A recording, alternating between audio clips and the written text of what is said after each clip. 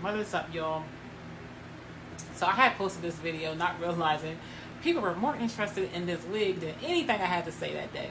So this wig was custom colored with raw virgin hair, and then I made some layers into it. So basically it's a three-step process to get this look. So right now we're going to have it on the website. I'm only going to be able to process a few orders because of the time frame that it takes to make these wigs. So right now they're on the website. You're able to get it as a lace front wig with transparent lace or HD lace, and then you can also get small, medium, or large cap. So this wig I believe was a 16-inch. If you can tell, it's custom.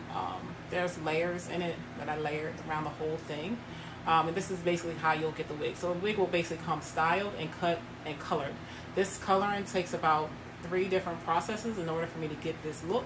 And I make sure I condition the wig in between each lightening of the process of the wig. And that's another reason why I make sure I use high quality raw hair to achieve this look. So if you're interested in this particular wig, similar look, similar color, small, medium cap styles, HD wig, or transparent lace, it is now live on our website. So make sure you check it out.